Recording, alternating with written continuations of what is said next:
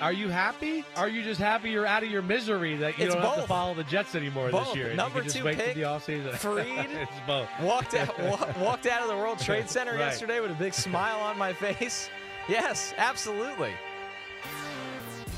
Yo, what's up? It's Chris Simms. It's Chris Simms Unbuttoned. We're happy that we're together here. That's we're not right. talking on Zoom. We are happy, and I'm happy that we don't have to talk about the Jets. In person's better. You are wearing green today. Good for you and your camo green there. Johnny Style. What's up, everybody? Hope you're good. As usual, it's 2 p.m. Tuesday. That means YouTube Live. Simms, Rogers, we're coming at you. Chat's rolling. Right, with all the football news you need to. We got a good one today. We got stuff to break down. We're going to have a little fun here. I'll try not to say any F-bombs as we go forward here. We got a little news to hit on, I think. So we're going to cover it all today here. Save the F-bombs for pod number 2. Yeah, pod number 2. We will be back with one tomorrow. Just a reminder for everybody, we didn't have one last week, but 2 pods today. We're live for the Tuesday show, so get in the chat. I'm already seeing some wild stuff. Brian Williams, Packers to the ship. We got Clay saying Pat's 7 Super Bowls soon. Hashtag MayVP. Hey, you like that? I do. It's a good hashtag. I've seen that. It is a good hashtag. I mean, the New England Mafia is out in strong presence right now on social media, pushing the whole Drake May MVP It's ugly thing. out there. I'm a little nervous to step out in the streets and give a take. They're amazing that way. Yes. Well, I hear you, because you can get crucified for it, for That's sure. right. But we got good ones here. We're going to break down. We're going to do a little bit of my all-pro team stuff I'm today. pumped to see this. So we're going to do that. I put in some work to that, as I usually do. I got probably a few surprises here and there for people. We're going to break down some of the open vacancies, play a little game Rank there. 'em. Rank them, Yep. right? Which is going to be a good convo.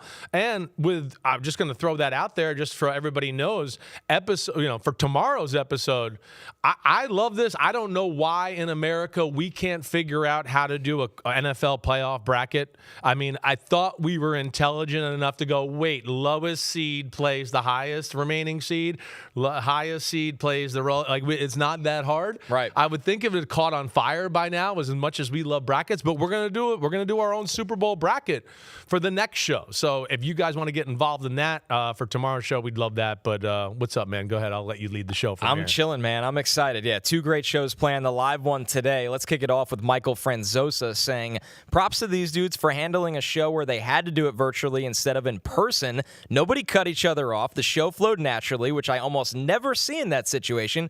Good work as always, fellas. Thank you. That's very Thanks, nice. Michael. I appreciate that. It is not fun to do shows on Zoom. It's not. so much better every day walking in. Definitely. Seeing somebody. I hate Zoom. And that's why more than not, you'll never see it. I have a little studio at my house. And if they're like, wait, do you want to go stay at home in your studio? And I'm like, no. Because I hate doing a show with you or Florio and you're about to talk, yet we're on a little bit of a delay and they're not done talking and you cross over. This is just always much more natural. And, of course, when you're in the building in NBC, right, they have better technology than Zoom. Out. So it works out a little bit better. But I'm sick of that crap. Well, and we love to BS before the show and kind of do a little of the show before the show and everything going on in the NFL season. D. Sauter, who's always in the chat, Connor wearing green for the Jets and Simms blue for the Giants. Yeah, that's right. A little bit. That's right. Yeah, pick number 2 and pick number 5. I think we should be wearing black for depth to our teams. It's not basically, that way, that's what it's got to be. We're gonna. I mean, hey, my all-pro team. I'm interested to see what the homies got to say about that. I am, and full disclosure, I'm really not even sure if I'm supposed to disclose it to the public, but I didn't sign a contract with them, and they're not paying me, so I don't really give a crap what they say about the AP telling me whether I can tell my team or not. All right, we'd probably be doing this if I wasn't an AP voter. Right. I'd probably be doing it anyway. So they're not going to take away from my content and what we do here just because, I'm part of this AP 50 people that vote on everything, which, it always is a great exercise. Great exercise just to sit down. You can't watch 900 plays of everybody. Sure. But I try to sit there, go through key plays, right? Point of attack plays, 20, 30 plays between guys where I'm like, ooh, this is a close one. Let me go through it.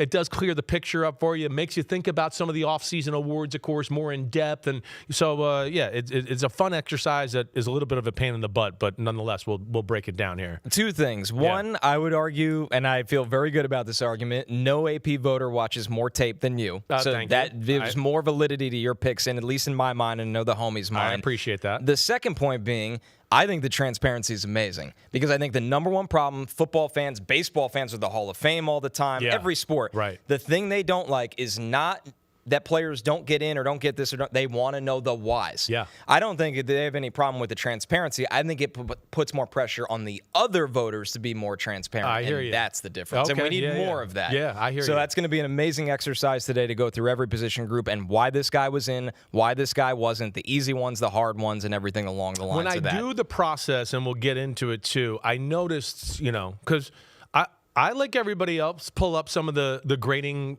companies and pull it up to give me some context. But I also find flaws in the grading companies as I go through it. And I go, wait, this guy got this grade in this game? I just went and watched this game real quick of this guy. Like, that's what I'll do sometimes. I'll go, let me watch his best game. Let me watch his worst game. Yes. If I'm not sure about it. And I'll watch the worst game and go, that was a bad game. Like, they know exactly what he was supposed to do there with 7 guys crossing, and so there's some discrepancy there. And that's the one thing I don't like about the grading companies is people rely on them a little too much at times. It's easy, like they are written in stone and they know everything. And as a football guy and who knows some of these defenses like the back of my hand, or know these offenses, some of them where I go, I was in this offense, I know every rule there is in this offense.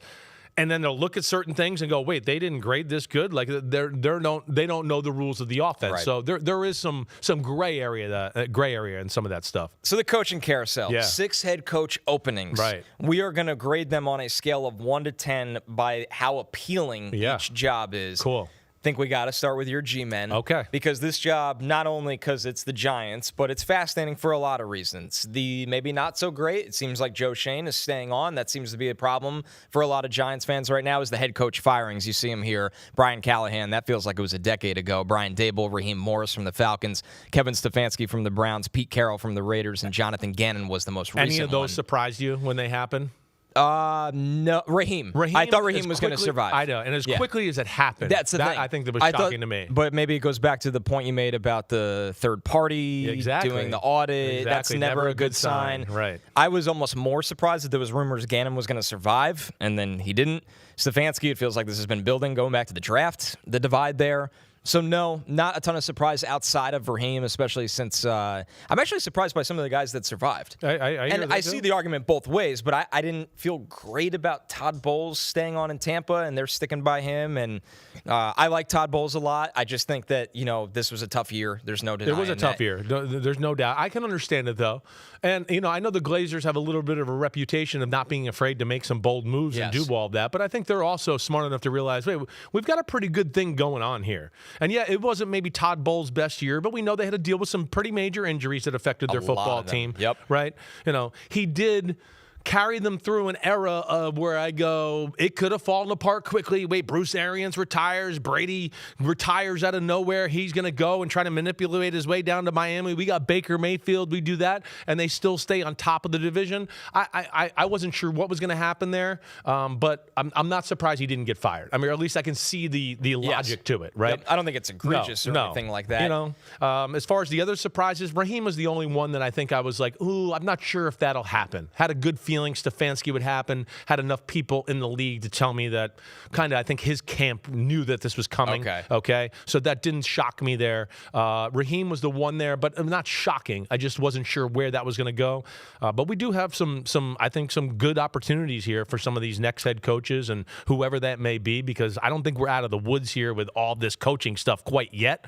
And I think there's going to be some appealing jobs, what we'll go through right now. The last thing that was surprising to me, just because I simply didn't know, I didn't know Joe Burrow and some other people would go to bat for Zach Taylor the way they did. Right. Like, reading into that, I was like, oh, it sounds like Joe Burrow obviously deservingly has a lot of influence, as he should. Right. He's the most important person in that building. But it seems like, because he's as frustrated by the problems there as anyone, but it doesn't seem like his frustration is geared that way. I feel like he cleared that up for me, because I was a little bit, I didn't know. Like, all the comments he made, I was like, damn, I mean, I would think he's throwing the head coach into that conversation too, right? When things got to change and we got to be better and all of that stuff. I mean, when I hear comments like that, I'm like, damn, that's the head coach. But I think also at the same time, Joe probably realizes, listen, with this guy coaching and with our offense, I mean, if I can stay healthy and maybe if Zach Taylor can just figure out how to protect them a little bit better, especially early on in the football season. Right. Because, again, that is another issue here. And I know they went 2-0 to start this year, but it still wasn't the hottest start in the world. They got favorable schedule early on. We know that. But, yeah, I think all that, I think Burrow looks at it and goes, man, when I'm healthy and Zach Taylor's calling the plays, we got a pretty tough combination there. So he obviously was talking about some other things, and which makes you go, oh, okay, now my attention shifts to owner and Duke Tobin. That must be who he's talking about and how they do things there. So we'll see where it goes. But, yeah, not totally shocked that Zach Taylor stayed. So the Giants, this one, like I said, Joe Shane, the fan base isn't happy about that. But what you can be happy about with this job is they're picking 5th overall. Yep. They do have resources. They're an organization that is highly respected around the league, not only because of ownership, but because of a lot of reasons.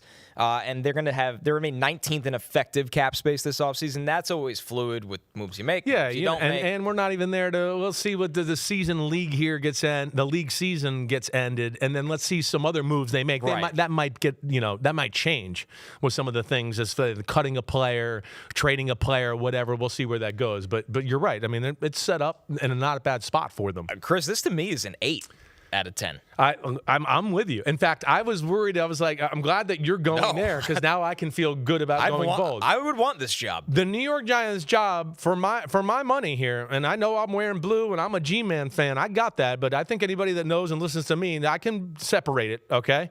The Giants job is the crown jewel job this year for me. I mean, when I look at it, not that it just blows everybody away.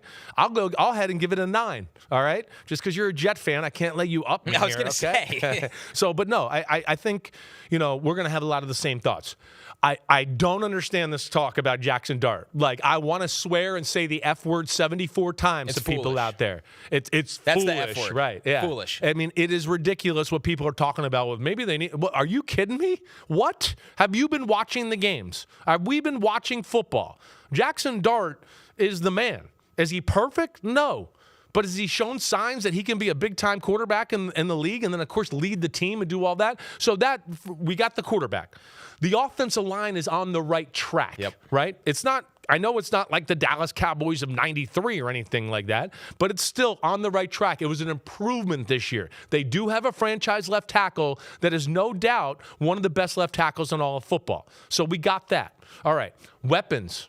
There's weapons. There is. I mean, we know we got Malik Neighbors. We're going to have Scatterboo back. He won't be back normal probably till about halfway through the year. But there's enough there. You look at the team and go, okay, yeah, maybe they got to draft one more wide receiver between Wandale and Malik Neighbors and the tight end play. I go, that's not bad. They need a running back, probably a big-time running back. Yeah. I would say that. I mean, because of the Scatterbo thing and all that. Defensively, what? I mean, defensively, I look at it and go, secondary, yeah, maybe we could use a little help there still. And I think that'll get better. I think with, a new staff in there, Javon Holland, guys like Paulson Adebo, next year we might go, oh, wow, they're better than I thought they were. Right? But at the end of the day, we still have a defensive line here that we're talking about where I'd go Dexter Lawrence, Brian Burns, Abdul Carter. I don't give a shit what his sack numbers were this year. Abdul Carter is one of the best pass rushers in football already.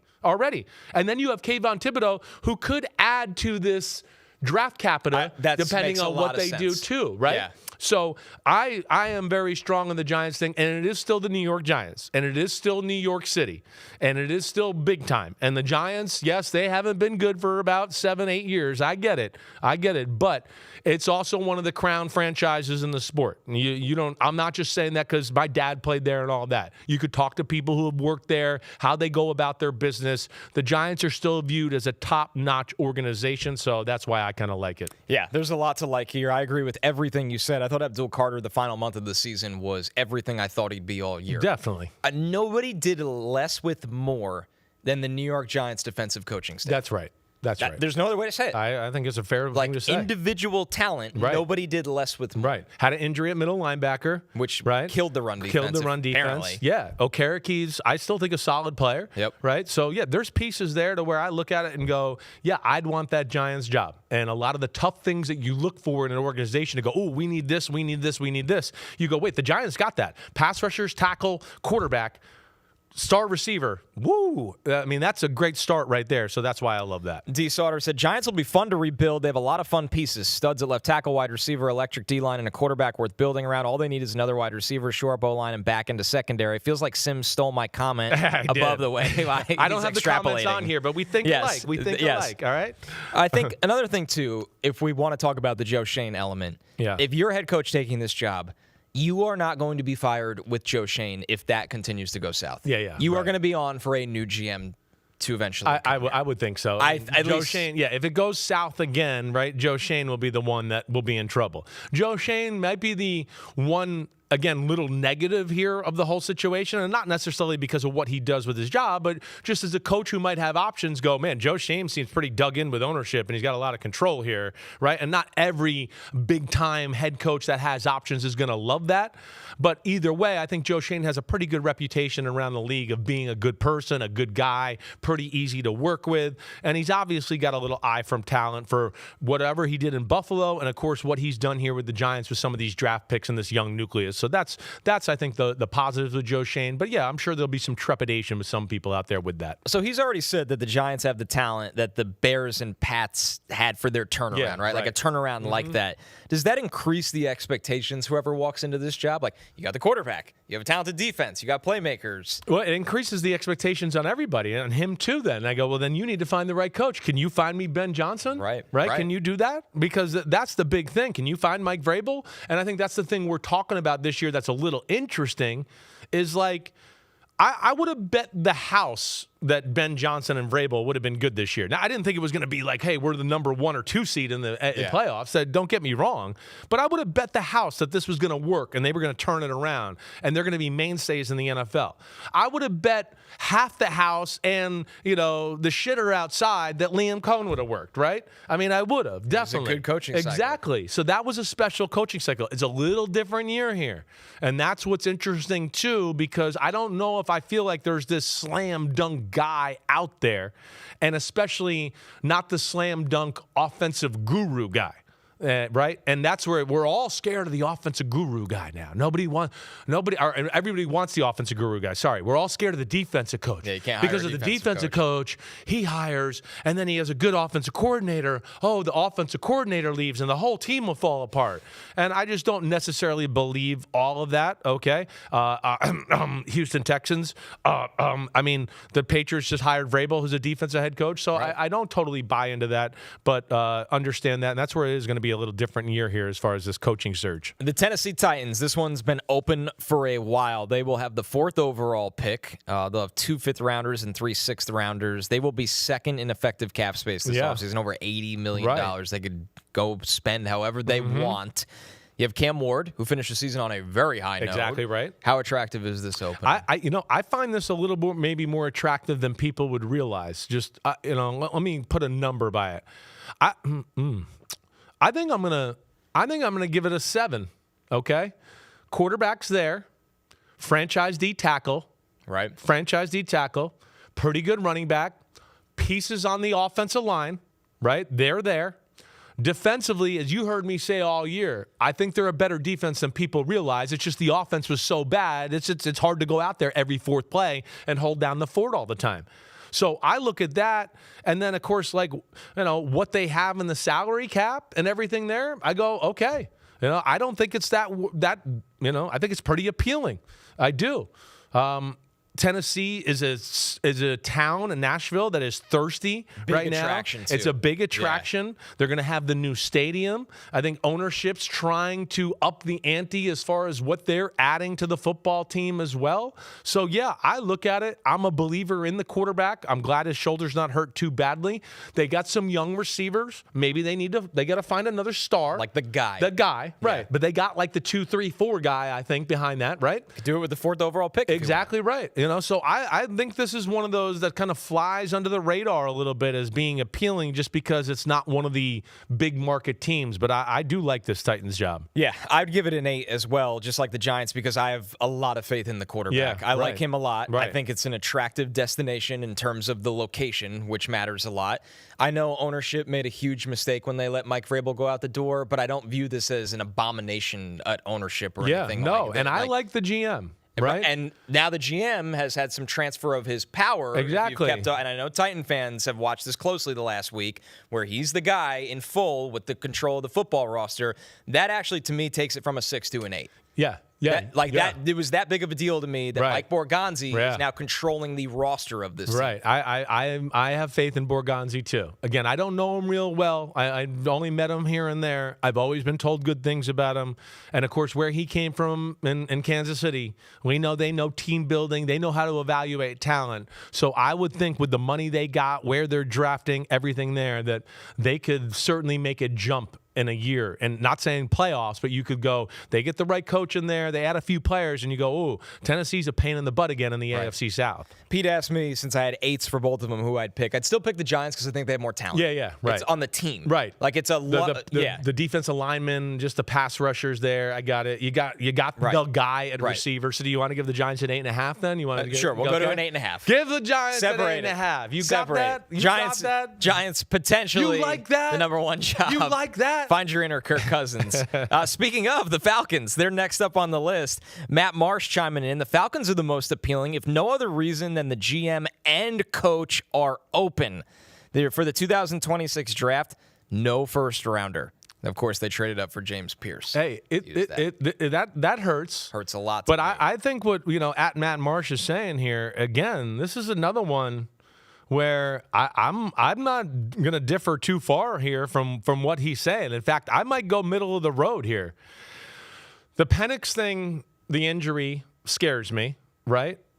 The salary cap and the Kirk Cousins stuff, and I know they moved some money around here, right, which I haven't really digested and figured it out, but they moved some money from 26 to 27, which will, lessen the hit for next year to where they can build their team. But they're going to be on the books for Kirk Cousins no matter what. They're not going to get away with that. They're bottom third in effective cap space, right? Basically, no matter what. We talked about it yesterday when we were Zooming, and I was in Pittsburgh and here.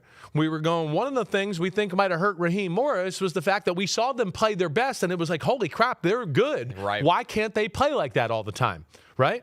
I'm going to give it an 8. Okay, all right? You like this job. I like the job. I mean, the O-line's set. Superstar running back. We still got Drake London. We'll see what happens with Kyle Pitts, okay? Because Kyle Pitts is a free agent, right? He is a free agent. Right, so he's a free agent. Defensively, I mean, the two kids they drafted in the first round, Javon Walker, really good player. Pierce looks like he could be a superstar. Yep. For my money. I mean, he really popped a lot watching them late in the year. All right, so then you get that. Defensive tackles and some of the players they got there, I think, are a little bit more talented than people realize, right? They got a corner on the outside in A.J. Terrell that I'd go, man-to-man, A.J. Terrell would be one of my 5 or 6, 7 best corners in football. When you just go, you got him. We got an Xavier Watts, who we're both big fans of, to go ball hawk. Yep. And I think he brings some physicality to the game that I didn't think he had at Notre Dame. My guy from Oklahoma. Billy Bowman. So there's things there that I look at on the fact that what Matt Marsh said is you're going to get to come in with your own, hey, GM, do you want to go and do the Atlanta job and let's work together and come in together? Like, yeah, that's always a positive. So I'll do it. I like it. I like that. I think you said I'll go middle of the road and then gave an 8. I meant middle of the road between my last 2 picks. Right. I went 9 and 7, and I meant to say middle of the last 2 picks. All right. Don't start challenging me, homies, on my damn almost speaking English language. Okay. It's more Just Pete than anyone. Yeah. The homies usually align with you. This one for me, it's a 7. Yeah. Because one, I think Arthur Blank has a really good reputation. It's not a bad roster. Right.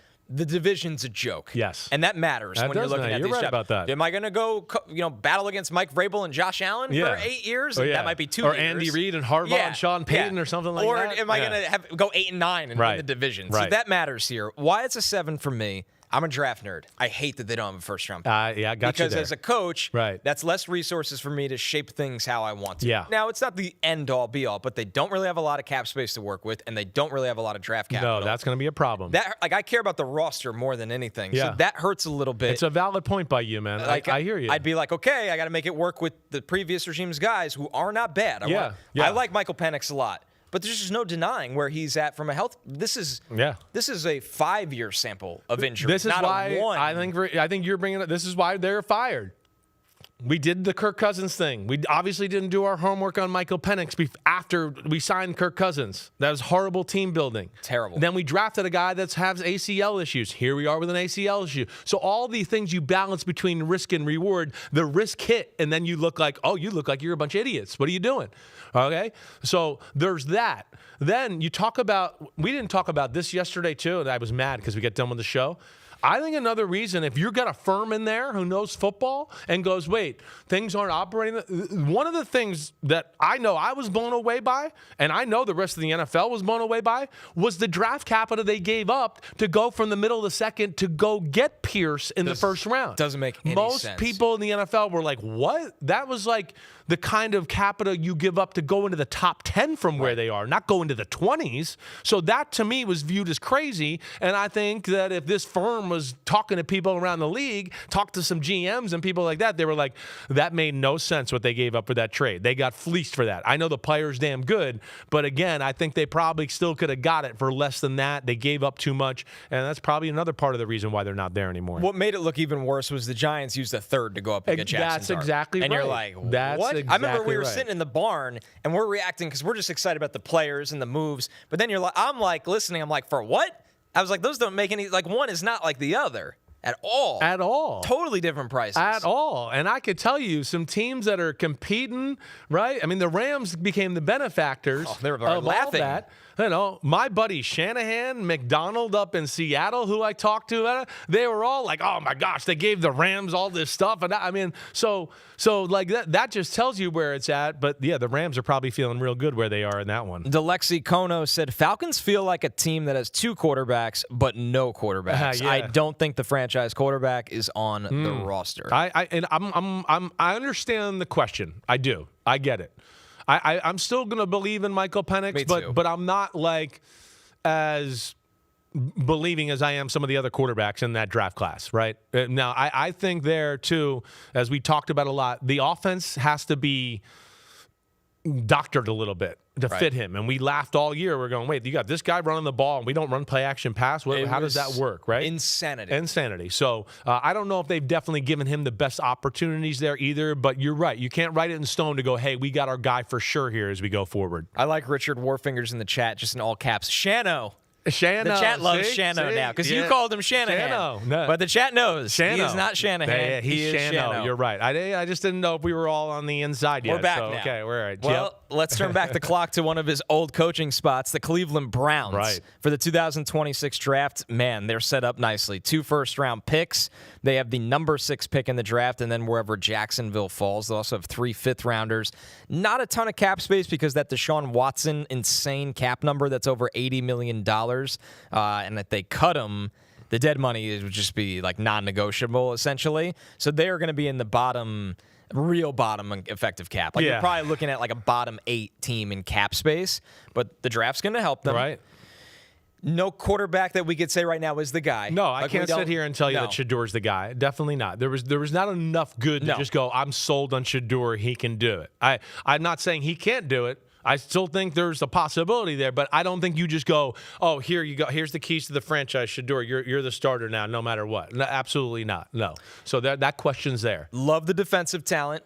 I think this offensive line needs surgery. Exactly. Like real. And Right. I'll tell you, I've been working on this draft since last June. I don't love this offensive line class. It's more of a maybe, or okay. Yeah. Like we've been spoiled for a couple of years where it's like this guy building block, and they've almost all worked out. It's unbelievable. I mean, we've had third rounders where you're like, this damn guy's holy cow, he's it a doesn't starter. feel that way. Right. Maybe on the interior, but the true tackles, we're gonna have that conversation. Yeah. So we'll see. This to me, more of a 5.5. Okay. this is a tough place to work. Yeah. And I know I cover the Jets and watch a lot of guys fail. Right. I know the places that it's like, hey, it's a tough, there's always kind of a weird divide, whether it's ownership, the GM, who I think has done some really smart things, Andrew Berry. It's a tough division to play in. You don't have a quarterback. You need to rebuild the offensive line. You don't really have cap space because you're still dealing with the Deshaun Watson fallout. I think pretty highly of Kevin Stefanski, and he failed out here eventually. Yeah. It's a 5.5. It's not my favorite job. Yeah, and it doesn't go all on Kevin Stefanski, as we know. We kind of discussed that yesterday. Right. There was a lot of things, and I think his hands were tied in a lot of different areas there. You said it right. The defense has got just about everything it needs. I mean, everything. Sure. It's set up.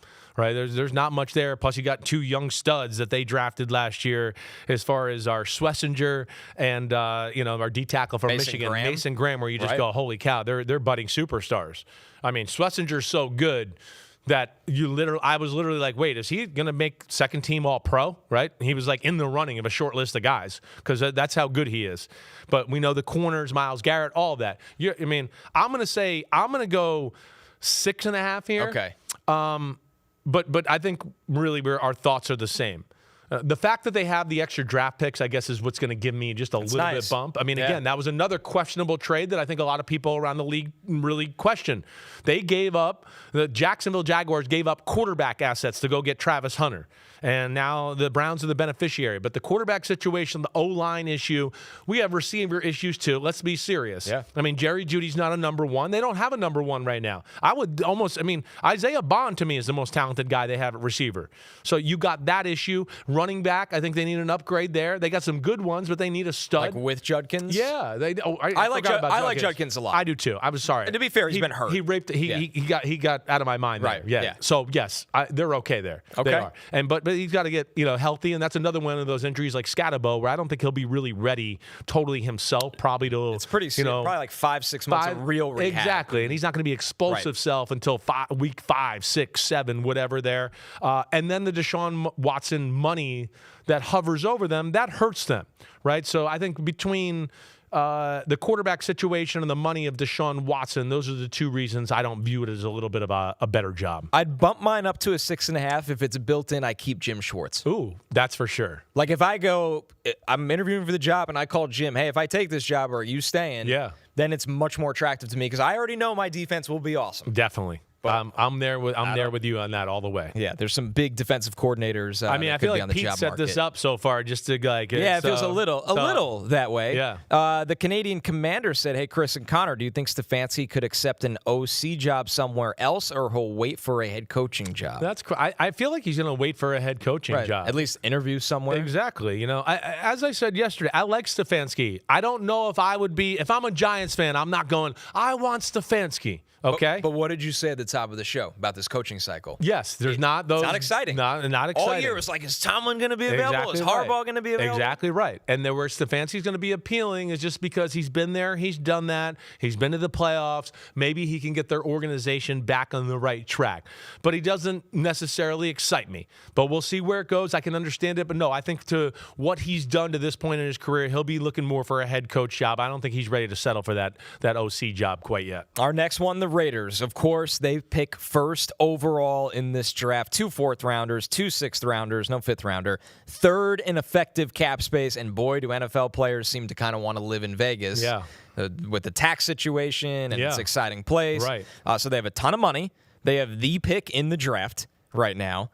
What do you think of this spot, Chris? I don't think a lot of it. Interesting. I don't. Which is, there's a weird narrative right now that, like, because Tom Brady is there. Brady, spy tech, right? Like it's shinier than it usually is out perception-wise. Right. I haven't given my thoughts yet, but I'm just letting you know, like the public view. Yeah, I get it. But I feel like what the F does that mean? Like that's a little bit where the public, I want to be like, okay, Brady, yeah, great. I mean, as we're seeing here in reports, he wasn't very involved with things during the year this year. So is he going to get involved? Okay, is he really going to get involved? Like, really? I'm talking about, like, he's got to be there and watching film, be in meetings with people, talk it, have in-depth conversations. It can't be like, hey, I like him. I like him too. Yeah, okay, see you. Call me later. Tell me who you guys hire. If that's the way it's going to be, I don't feel good about that, right? I do like spy tech. And they misevaluated the whole Pete Carroll thing. And I think they got in a little bit of a tough spot because they didn't get the guy they wanted, so then they settled for Pete Carroll. All right, when it all said and done here, I'm going to give it a 3. Wow. I am. I'm going to give it a 3. Here we go. We need a quarterback. In fact, let's forget all of that crap. They don't have anything other than a tight end and a defense end. So let's just reverse it around. Like a hive mind. He said, I don't want to lose his comment, but he basically said they need 9 new starters on offense and 10 on defense. I mean, they need everything. So that's where I look at it and just go, I don't love that whole thing right now. And then in year 1, what we saw, it didn't go in the right direction, right? We'll see Again, I don't know if the way that's set up, if head coaches are going to love that. Wait, I got to listen to Tom Brady all the time and do all that? I don't know if that's always a positive, all right? So within that, there's just too many ifs and whats and buts and all of that right now. I love their cap space, but, man, there is work to be done. As I've said for a while, and it really holds true now, there's just not enough blue chippers on this football team. They only got 2 of them, and they got a lot of holes everywhere else. Well, and the guy might need to be traded. Right. He doesn't seem very happy at the moment. We're going to see where it goes. So if you have to trade Max Crosby, and maybe who they hire will kind of sway his mind one way or the other. That's what it's going to take. That's what it's going to have to take, a good hire that can really convince him about where it's going, what his vision is, and can he convince Max Crosby, who now is officially at the age where he's going, hey, I only got so many years left here in my prime. We got to start making moves. I'd like to play in some big playoff games. I'm going to give this a 4 because with the hope that whether it's Fernando Mendoza or Dante Moore, both have grown on me a lot this year. Right. That's a nice place to at least start. Yeah. And be like, I have a quarterback with a lot of talent, either guy that can develop here, but I hate this roster. Yeah. It's probably the worst roster in football. I don't think you're saying anything crazy here. I mean, your Jets team played maybe every bit as bad as them, but you have more pieces to where I go, I like that guy. They just shut people down. Yeah. Like Garrett Wilson not playing. Right. The Jets have a lot of issues, don't get me wrong, but the Raiders roster, if you take Max Crosby off this team, you look up and down and you're like, and hopefully the offensive line is just better with coaching next year, but they didn't generate any movement this year, it felt like. They did not. All we did all year was talking about Ashton Genty can't get anything going. Right. Why did they take him? Right. They can't block anyone. Right. And he played better down the stretch. I was definitely a little critical of him, right? I still don't know whether he was worth a top 10 pick, right? I don't know if he lives up to that, but he's certainly showing that, first round pick, whatever else. Yes, for sure. He might have been over-evaluated, but I'm with you. Max Crosby, Brock Bowers, that's all they got. Everything else is like, I know they got some other guys, but we know they got to fill in a lot of spots there in L.A. Ryan Kustek in the chat said Kurt Signetti to the Raiders gets to keep his quarterback. Well, I hear you. I mean, I'd be interested. I have no clue, right? And this is not the kind of thing. I'm not, I'm friends with a lot of coaches around football. I'm not trying to be like, hey, tell me what's going on. Tell me what's going on. Right. They're not going to be friends with me if I'm always doing that crap. So I just kind of sit back and watch here. And I have people that I talk to and text and whatever else. But I have no clue as far as what some of these teams are thinking right now. Signetti, I've never heard anybody credible tell me he has interest in the NFL. Doesn't come off that way. No. And what I would say right now is just like, gosh, he's been a career journeyman his whole life. He's at a big-time spot right now that values him, and he's got a chance to make Indiana, who was Crapsville, USA forever in football, one of the blue bloods in college football.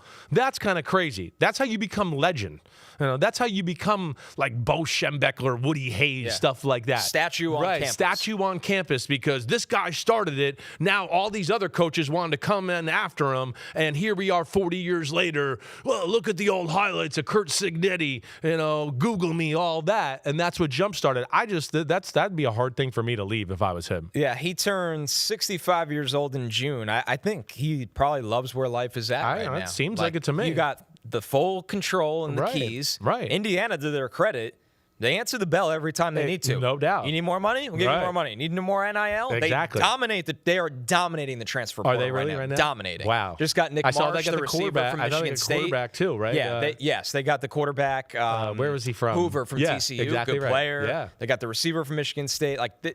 They're running a serious operation. Yeah, it's a professional operation in college football. If you're an NFL fan hoping for Signetti, I don't know. It just seems definitely not this year, but I don't know if that's his future. Our last job opening, Chris, the Arizona Cardinals, who will pick 3rd overall in this draft, right in the middle, 17th in effective cap space this offseason.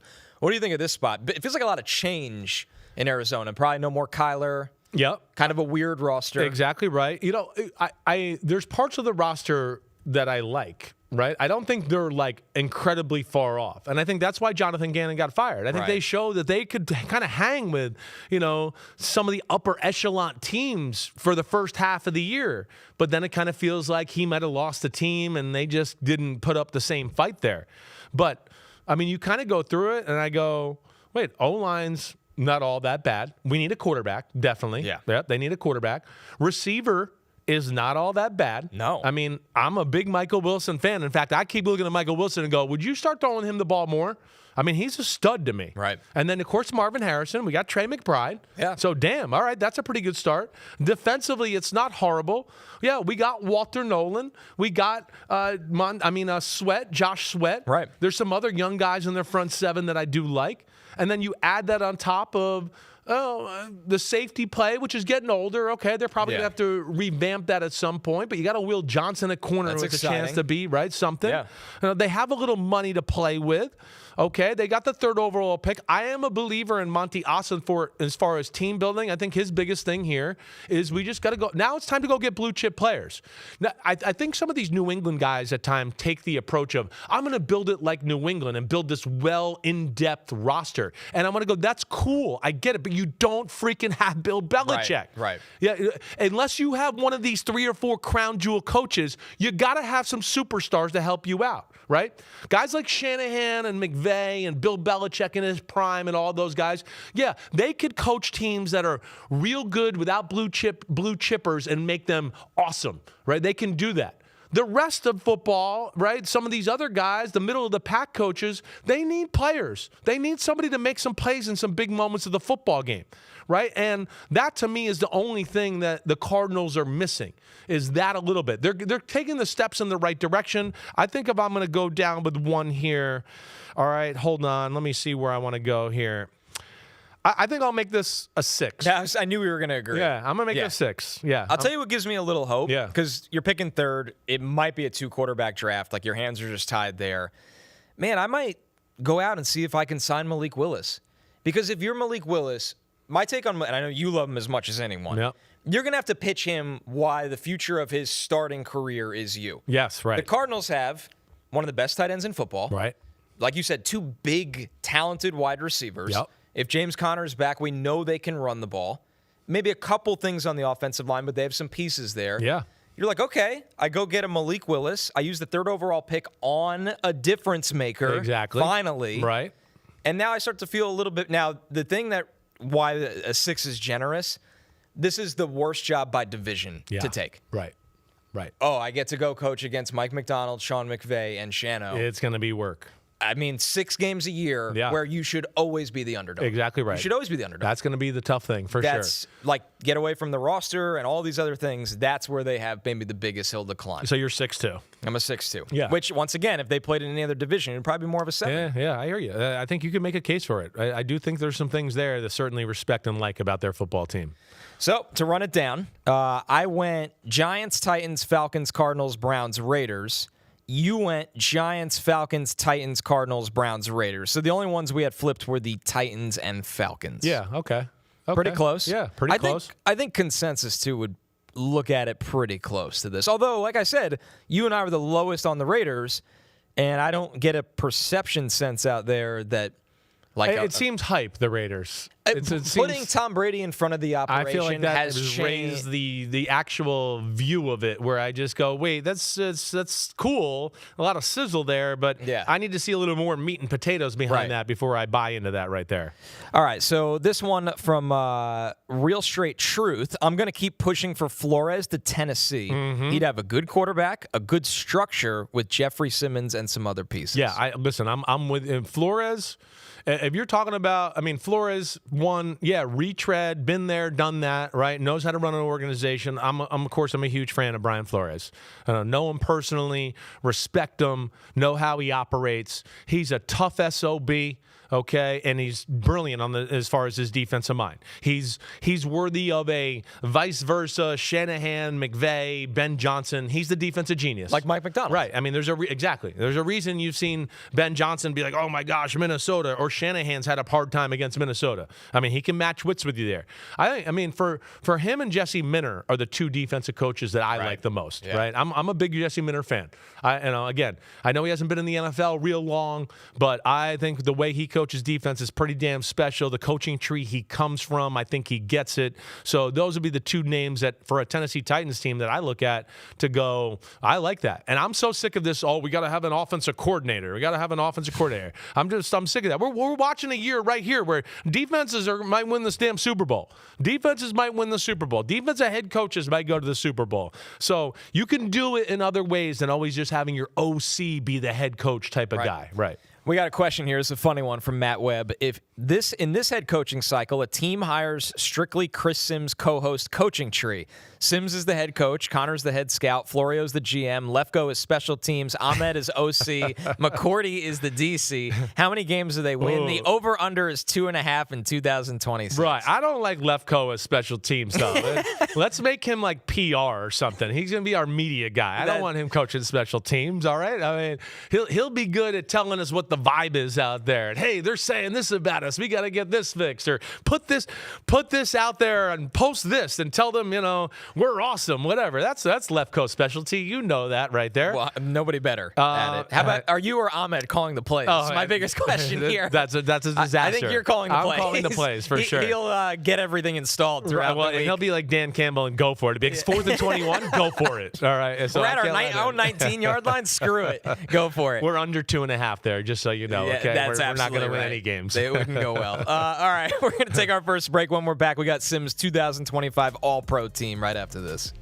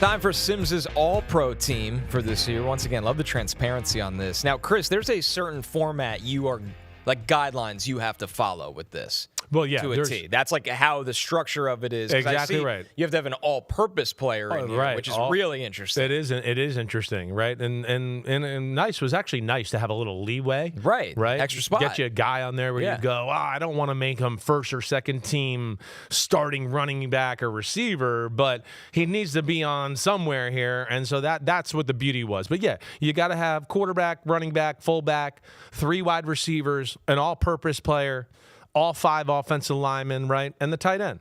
So that's your offense, and here's my offense right there. Everybody, you could check it out. All right. The toughest one, of course, there was a few tough ones here, but the quarterback was a tough one. There's no question about that. Matthew Stafford, Drake May, what to do there? Sure. I leaned Matthew Stafford, as you can see. Matthew Stafford, I think the game breaker to me was, of course, yes, I know he threw for 15 touchdown passes more. I also know, I'm sick of everybody telling me he threw for 1-yard passes. Go back and watch those 1-yard passes and tell me how many of those quarterbacks in football can do it, right? This way, no looks, this way, dropping a ball perfect. They do it down there because they go, wait, running the ball up the middle and scoring a touchdown is not that easy in the NFL, and we have a quarterback that's pretty special that way. Right? He also leads the league in deep touchdown passes too, so nobody likes to throw that out there either. Then they put more of the game on Matthew Stafford. That, to me, was really the difference, okay? The game is on Matthew Stafford. I know he's got talent around him, and I get that. But also, Drake May's got talent too. But at the same time, they weren't putting the game on it. How many times did we come in here and go, they were 18 for 24, and he threw for 240 and 2 touchdowns and all of that? That's not how the Rams play. The Rams play through Matthew Stafford. There's a difference there. The Rams threw the ball more. Drake May took twice as many sacks, okay, on top of that. So with that, and then I think you couple that with, the Patriots had the easiest schedule I can ever remember for anybody. And then you just were talking about the Rams played in the NFC West. Who the hell wants to deal with that division? And then they played the AFC South, which is the AFC South. Okay, so so those were the little tiebreakers for me. Very tough. Drake May, I understand if somebody has him first team, but Matthew Stafford was my guy here this year. For those listening, Bijan Robinson at running back. Yeah. Reggie Gilliam at fullback. Uh-huh. That's like the true grinder I spot. want real fullbacks. And everybody, we know Kyle Juszczyk is always in the conversation. Right. Kyle Juszczyk is kind of a utility fullback. He's maybe not quite the blocker he once was, but he definitely adds schematical value, especially to a guy like Shanahan and what he does there. But yeah, when I watch Reggie Gilliam, I go, this is what we want to talk about: fullback, moving people, opening holes for James Cook. Yes, right there, he's the man. And again, I'm not all about stats all the time. I just go with Bijan Robinson was the best running back I saw play football this year. I don't give a damn that James Cook beat him in rushing and everything there. Bijan Robinson, if he was on the 49ers with Shanahan, okay, what? He would have ran for just as many yards, and he would have caught just as many yards. Way more yards, right? So, yeah, Bijan Robinson's special right now, and I think he takes the title for the best running back in the game as of right now. Don't think anyone will be surprised by the first 2 wide receivers, Jackson Smith-Njigba and Puka Nacua. Those were easy ones, yes, right, they Chris? were. But George Pickens, that's probably the spot that opens up a little debate. That definitely does. Because then you get into, Jamar Chase is still awesome. Amon-Ra St. Brown is awesome. And then the guy in full transparency, another guy I thought about putting there, really, it didn't become between Jamar Chase or Amon-Ra St. Brown. It was between George Pickens and Nico Collins for me. I'm a big Nico Collins fan. Nico Collins has got it all. Now, we don't hold the offense and everything they do against him a little bit. And we know they can't protect. They didn't run the ball that well this year. C.J. Stroud missed a few games. He dealt with a little bit of an injury himself at one point. But size, speed, combination, physicality, big playability, or just boring 6- and 7-yard catches, Nico Collins has it all.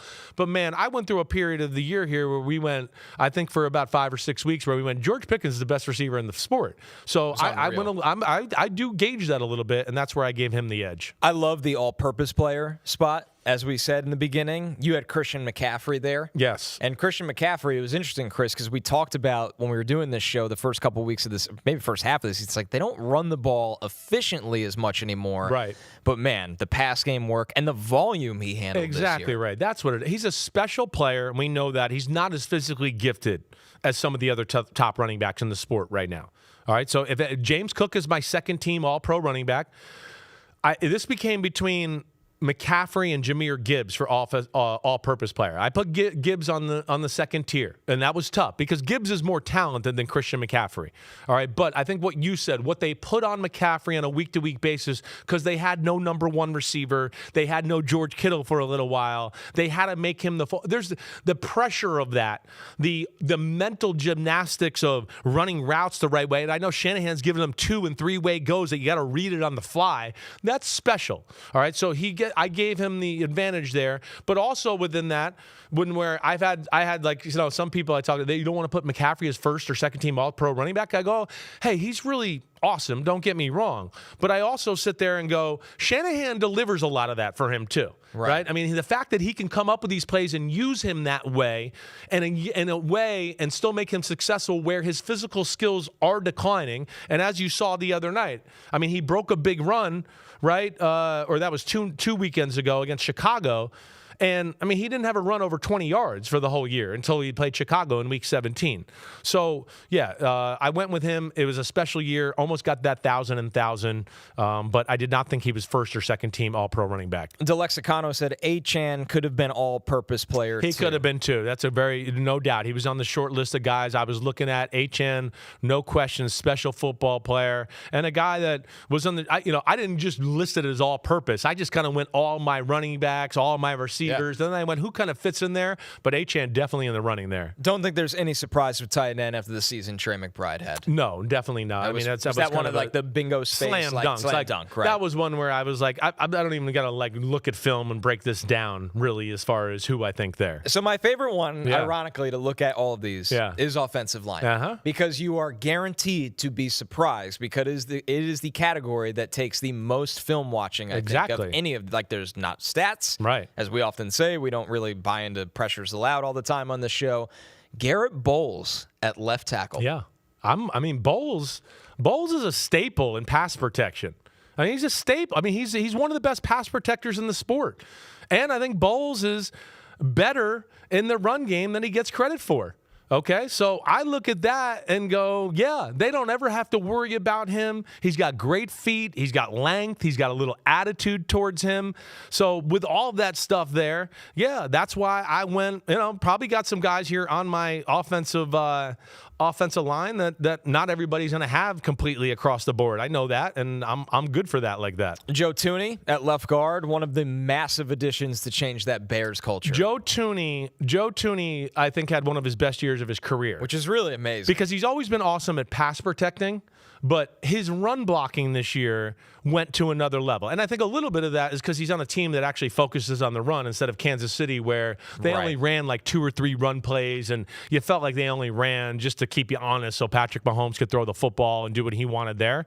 So that was the big thing there for me. But yes, we're going back and watching that and watching him move people in the run game, that was really, really impressive. Creed Humphrey, finally a young guy on this list. Bowles and Thuney both 33. Creed Humphrey just 26. Always known as one of the best centers in the game. I know there's some other guys out there that people talk about. Creed Humphrey has got 2 things. One, he's a very big center. He never gets physically overpowered. I'm big into that. And then on top of that, he moves well for being big. I know there's some other guys out there. Linderbaum is my second team. The kid in Miami was damn good too, Brewer. Yep. Right? So there were some guys there to look at, but I look at Creed Humphrey and go, no. This guy can block Jalen Carter one-on-one, and he can also block a Jeffrey Simmons one-on-one who's a little quicker and going to be disruptive that way, right? So that's where I look at him and go, that's a damn special player right there. To round it out, no surprise to see Penei Sewell at right tackle, but Chris Lindstrom at right guard, some much-deserved praise for him. Please. I mean, I think it's the second year in a row I've had him here. I don't know if I had him on first team or second team last year, but Lidstrom he might be the best guard in football. I mean, it really, to me, killer in the run game, right? Unbelievable athlete. Really, I don't look at any weakness to him. And we talked about it earlier. I mean, that Falcons O-line, it's damn good. I mean, Matthews is still a good left tackle. That Matthew Bergeron at guard, he was in the running for me as far as the short list of guys that I put as far as in the all-pro consideration at guard. But, yes, I'm a huge Lindstrom fan. Let's go to the defense. Some guys on here that won't shock anyone, notably the guy that now has the sack record. That's Myles Garrett. Will Anderson, you all know how great he is, as is Micah Parsons. We were hyping up Jeffrey Simmons when we were talking about the Titans. but good to see Derek Brown after a season-ending injury come back strong this year. You know, that was the ones I was talking about when I looked at it, and I went, what? Like, Derek Brown, the grading companies and what this is where it's hard. They play a defense where they move and shift and, hey, you lined up here, but go to your right. You lined up here, but go to the gap to your left. And I think sometimes when I look at those plays and how they're graded, I go, wait, they got a negative grade there, and they're doing what they're supposed to do. Right. That's not fair there. Derek Brown has it all. Derek Brown could plug the run. He could be disruptive. He can push the pocket with pure power, or get on the edge of a guy and get pressure on the quarterback that way. You know, I've talked to enough people too just throughout the year that'll tell you, they go, man, Derek Brown. Well, I mean, when we got to play Carolina, it starts with Derek Brown. Period. So yeah, I got a lot of respect for him there. Devin Lloyd and Jordan Brooks at linebacker. I feel like every week we were talking about those guys flying around and making plays. Devin Lloyd. I think I had Devin Lloyd second team last year. Devin Lloyd. People. This is the problem with Jacksonville. Jacksonville's got to start getting some credit here. Small market. Sean Payton said. Exactly. Liam Right. Cohen didn't love that. But I mean, damn. I mean, yeah. Just Devin Lloyd's length and his physicality in the run game.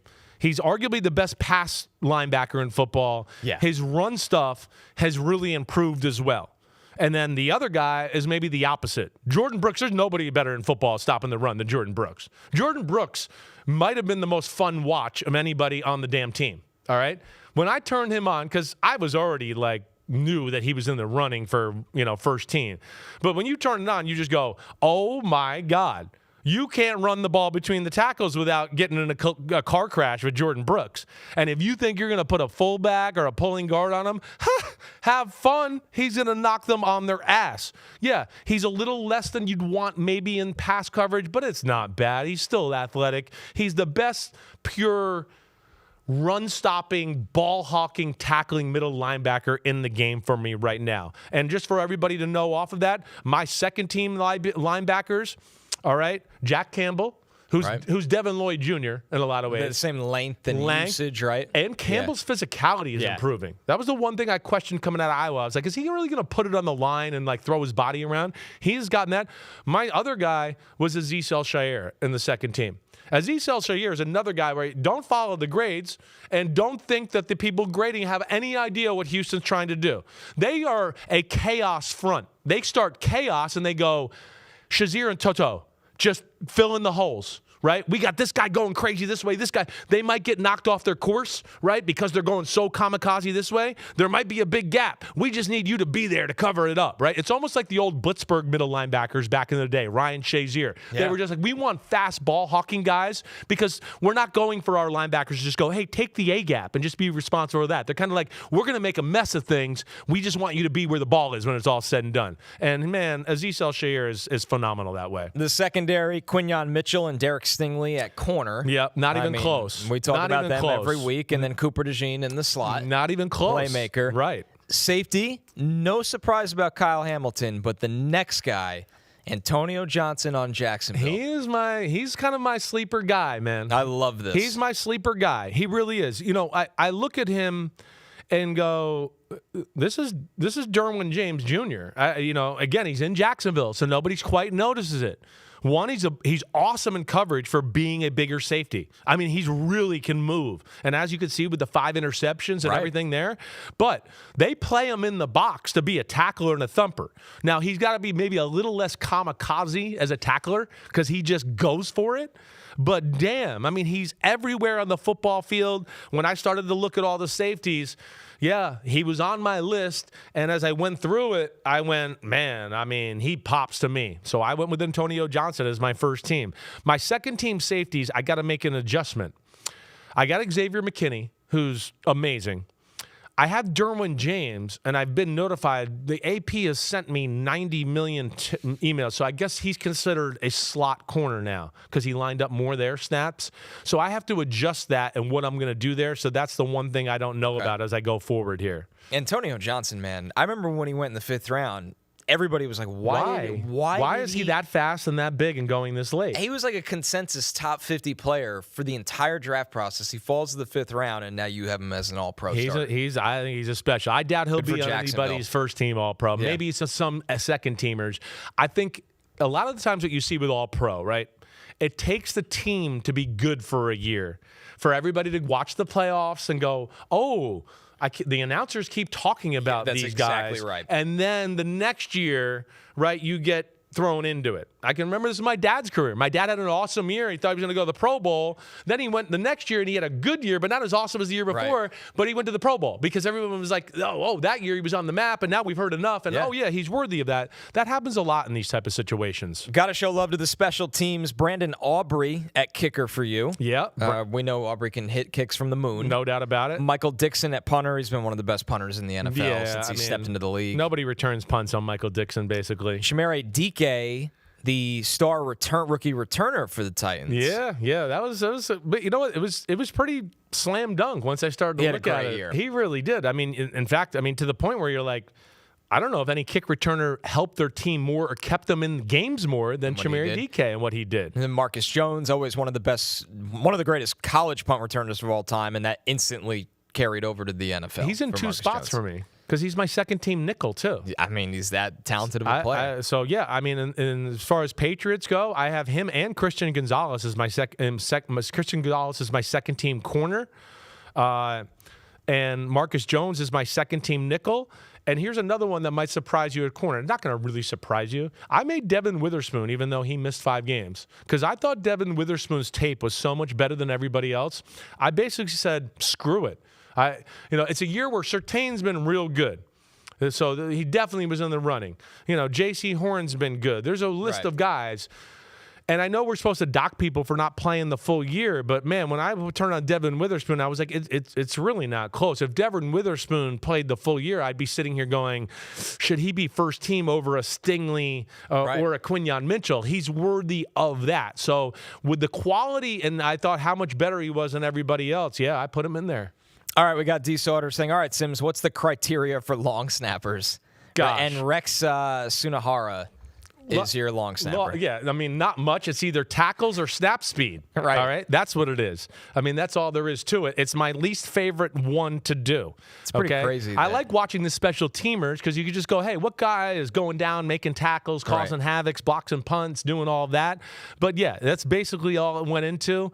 And I'm not going to sit in here and lie and tell you that it's a special to me in mine. I leaned on some people for that one a little bit and just kind of, jumped on the stats a little bit there as well. It was the last thing I learned how to scout because I had never thought about it in my life. Right. Like, unless you have been a long snapper in your life and you played quarterback, how many times do you think about long snap? Never. Right. Never. The only thing I was worried about with my long snapper any time was just like, man, snap it straight so he can kick or punt, right?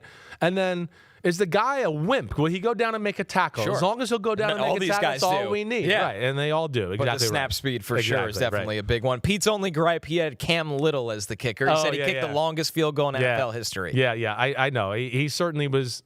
He and the second longest. He's right. He was in the running there for sure. And maybe that's one where I might have missed out. He definitely was there, though. Yeah. A tough one this year. One more break. You sent us your playoff picks back in September. Which homies had the best predictions? We're going through it.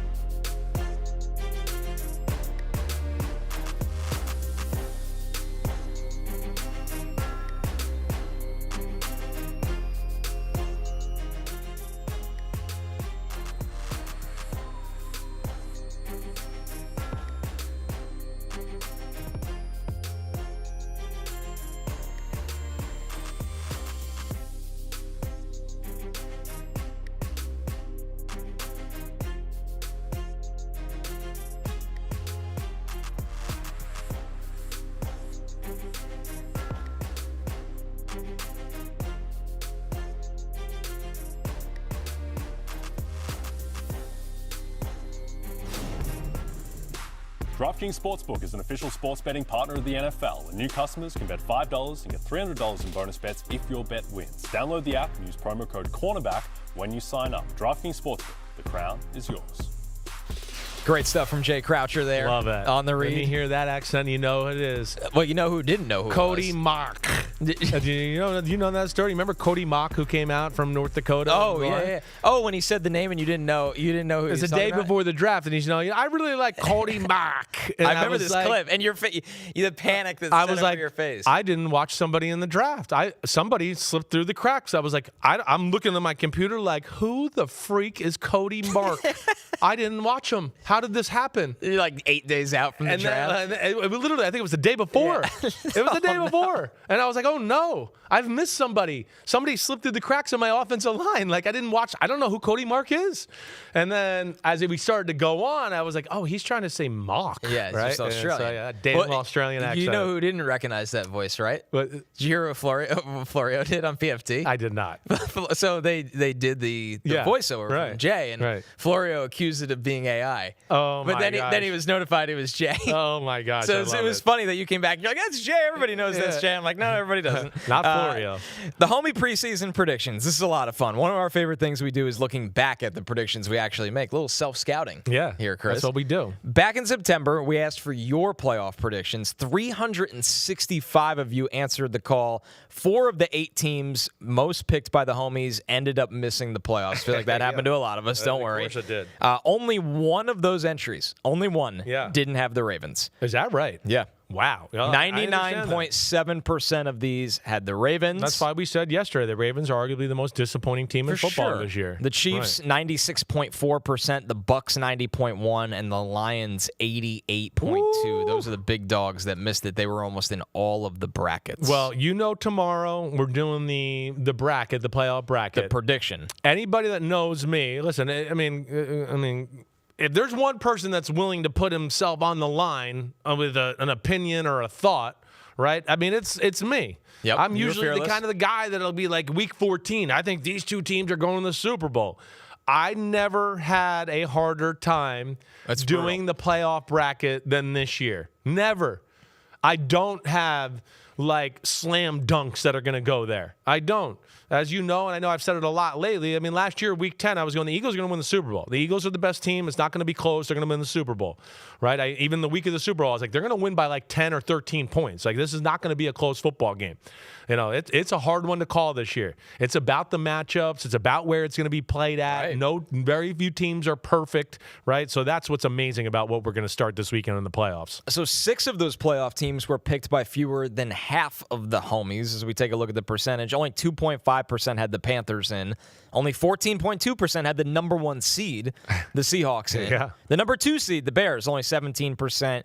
Patriots, Steelers, and Jacksonville all made this list. But now you know what we have to do, Chris. Yeah, go back and look. We have to look at our predictions. Yikes. Yeah. No, it wasn't all that bad. No, well, I knew going in the year this is going to be a tough year. Yeah. If you remember I was saying, like, this is a year where there was a lot of teams where I said, I don't know if I can pick them to go to the playoffs, but I think they're a kind of a playoff football team, right? Right. It's just it There felt was a like lot that. of really close calls here. So, all right, let's go through it here. So we each had 8 of the playoff teams. Yep. And we each had 2 division winners.